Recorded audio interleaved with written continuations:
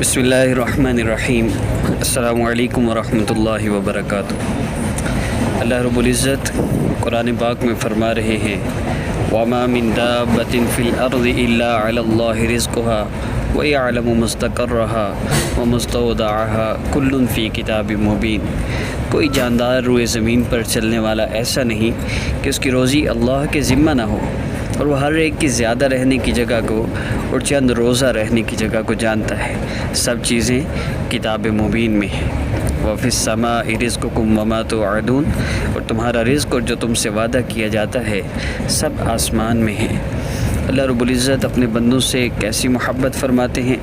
اللہ فرماتے ہیں میرے بندو، میں نے اپنے اوپر ظلم کو حرام قرار دیا اور اسے تمہارے درمیان حرام کیا ہے، لہٰذا تم ایک دوسرے پر ظلم نہ کرو۔ اے میرے بندو، تم سب گمراہ ہو سوائے اس کے جسے میں ہدایت دوں، لہٰذا مجھ سے ہدایت مانگو، میں تمہیں ہدایت دوں گا۔ اے میرے بندو، تم سب بھوکے ہو سوائے اس کے جس کو میں کھلاؤں، لہٰذا مجھ سے کھانا مانگو، میں تمہیں کھلاؤں گا۔ اے میرے بندو، تم سب برہنہ ہو سوائے اس کے جس کو میں لباس پہناؤں، لہٰذا تم مجھ سے لباس مانگو، میں تمہیں لباس عطا کروں گا۔ اور ایک روایت میں ہے تم سب گناہ گار ہو سوائے اس کو جس کو میں عافیت ہوں، لہٰذا تم میں سے جس نے اس بات کو یقین سے جان لیا کہ میں مغفرت پر قدرت والا ہوں، پھر اس شخص نے مجھ سے بخشش مانگی تو میں اس کی بخشش کروں گا۔ اللہ اکبر کبیرہ۔ اللہ رب العزت اتنی محبت فرماتے ہیں ہم سے، اور ہم ایسے گناہ گار ہیں، ایسے خطا کار ہیں، ایسے سیاہ کار ہیں، پھر بھی رب تعالیٰ کی نافرمانیوں میں ہم لگے رہتے ہیں۔ ہمیں چاہیے کہ ہم اپنے رب کو راضی کر لیں ان اعمال کے ذریعے جن اعمال سے آقا پاک صلی اللہ علیہ وسلم اور صحابہ نے راضی کیا۔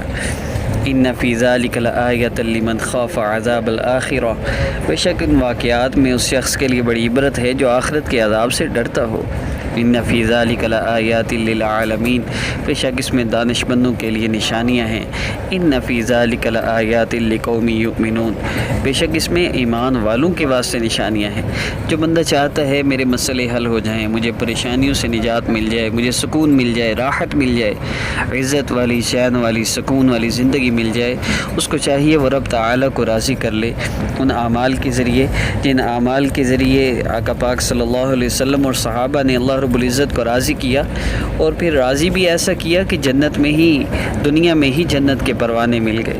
رضی اللہ عنہم ورضوا عنہ، اللہ راضی ہو گئے، اور جنت میں جنتیوں کو سب سے آخری جو انعام اللہ کی طرف سے ملے گا وہ رضا ہوگی۔ اللہ رب العزت راضی ہونے کا پروانہ دیں گے۔ اب ہمیں چاہیے ہم اللہ رب العزت کو راضی کر لیں ان اعمال کے ذریعے جن اعمال سے آقا پاک صلی اللہ علیہ وسلم اور صحابہ نے راضی کیا۔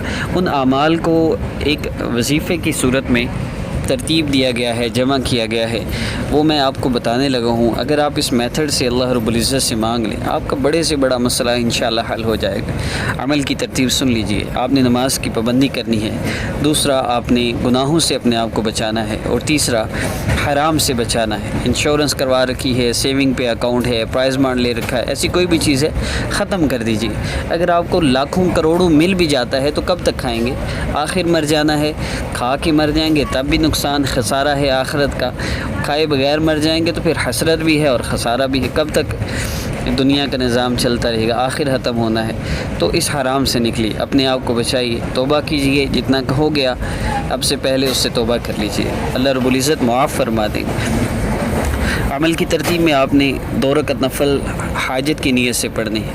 حضرت حذیفہ رضی اللہ تعالیٰ عنہ ارشاد فرماتے ہیں، جس کا مفہوم ہے کہ آقا پاک صلی اللہ علیہ وسلم کو جب کوئی سخت امر پیش آتا تو آپ صلی اللہ علیہ وسلم نماز کی طرف متوجہ ہوتے۔ دیکھیے بدر کی رات ہے، نبی علیہ السلام نے ساری رات مصلی پہ گزاری ہے، وظیفے کرتے ہوئے نہیں گزاری، مصلی پر اللہ سے مانگتے ہوئے گزاری ہے۔ یہ بتایا ہے کہ ایسے مانگنا ہے اللہ سے، ایسے اللہ رب العزت سے فریاد کرنی ہے۔ ہم نے اللہ سے مانگنا ہے نماز کے ذریعے۔ اصل وظیفہ نماز ہے، 2 رکعت نفل پڑھنا اصل وظیفہ ہے۔ اس کے بعد اللہ رب العزت کو، اللہ رب العزت کے محبوب اسماء مبارکہ کے ذریعے یاد کرنا اور دعا کرنا۔ یہ تو ایک، جب بھی بندہ کسی بندے سے کوئی ضرورت ہوتی ہے، حاجت ہوتی ہے، پہلے اس کی تعریف بیان کرتا ہے، کوئی تھوڑی اس کی اچھائی بیان کرتا ہے، آپ تو ایسے ہیں، آپ کی بڑی خوبیاں ہم نے سنی ہیں، بڑی ہم نے تعریفیں سنی ہیں آپ کی، آپ میرے یہ ایک حاجت ہے، آپ پوری فرمائیں۔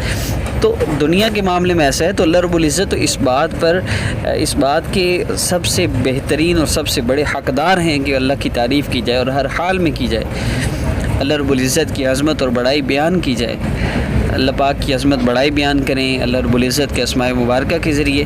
اس کے بعد نبی علیہ الصلوۃ والسلام نے جو ایک صحابی کو دعا کا طریقہ بتایا، فرمایا جس کا مفہوم ہے جب تم اللہ سے مانگو تو اللہ رب العزت کی عظمت اور بڑائی بولو، اس کے بعد مجھ پر جتنا ہو سکے درود پاک پڑھو، اور اس کے بعد اللہ سے جو چاہے مانگ لو۔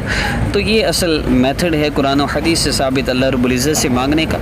اول آخر 3 مرتبہ درود پاک پڑھیے گا، اس کے بعد اللہ رب العزت کے 5 اسماء مبارکہ، یا مؤمن یا مہیمن یا عزیز یا جبار یا متکبر، یہ 5 سے لے کر 6 سے لے کر 10 تک اللہ رب العزت کے 5 اسماء مبارکہ ہیں، ان کو آپ نے پڑھنا ہے 33 مرتبہ۔ اس کی جو میتھڈ ہے بہت آسان ہے، یا مؤمن یا مہیمن یا مؤمن یا مہیمن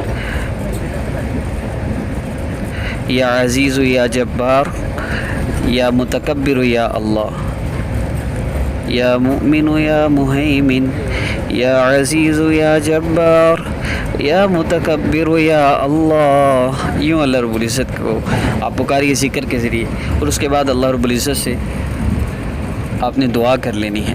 دعا میں پھر اللہ رب العزت سے آپ جو چاہے مانگ لیجئے۔ اول آخر درود پاک ضرور پڑھیے گا۔ کوئی بھی عمل آپ کرتے ہیں، کوئی بھی دعا آپ کرتے ہیں تو وظائف ضروری نہیں ہیں، اللہ رب العزت سے مانگنا ضروری ہے۔ وظائف تو ایسی ہیں جیسے میڈیسن ہے، جیسے شفا اللہ رب العزت دیتے ہیں، ایسے مسئلہ بھی اللہ رب العزت ہی حل کرتے ہیں۔ آخری بات عرض کروں گا، اپنی والدہ کا نام کسی کو نہ دیں، اپنی تصویر نہ دیں۔ جو آپ سے کہتا ہے ہم آپ کے مسئلے حل کرتے ہیں، ایسے لوگوں سے بالکل رابطہ نہ کیجیے۔ مسائل کو حل کرنے والی ذات اللہ رب العزت کی ذات ہے، بس اللہ ہی سے مانگیے۔ اور چند آداب ہیں، ان کی اگر آپ رعایت رکھیں گے تو آپ کو زیادہ فائدہ ہوگا عمل میں۔ قبلہ رو ہو کر دوزانوں بیٹھ کر اللہ رب العزت پر بہترین گمان رکھتے ہوئے کہ میرا اس عمل سے آج ہی اور ابھی ہی میرا مسئلہ حل ہوگا، اللہ رب العزت سے دعا کیجیے، اللہ رب العزت سے مانگیے، اور آخر میں پھر 3 مرتبہ درود پاک پڑھ لیجیے گا۔ اگر محسوس عام میں ہوں پھر بھی یہ ذکر کر سکتے ہیں۔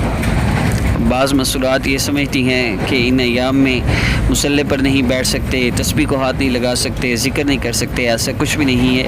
آپ ایوری تھنگ کر سکتے ہیں، ذکر بھی کر سکتے ہیں، آپ صرف قرآن پاک کی تلاوت نہیں کر سکتے، قرآن پاک کو ہاتھ نہیں لگانا، نماز نہیں پڑھنی، روزہ نہیں رکھنا، روزے کی بعد میں قضا ہے، نمازیں معاف ہیں، اس کے علاوہ آپ کو کچھ بھی منع نہیں۔ اللہ رب العزت کے اسماء مبارکہ کا ذکر کریں، درود پاک پڑھیں، قرآنی آیات جو دعائیاں ہیں ربنا ظلمنا انفسنا وہ پڑھیں، آیت کریمہ پڑھیں، آیت الکرسی دعا کی نیت سے پڑھیں، آپ پڑھ سکتے ہیں۔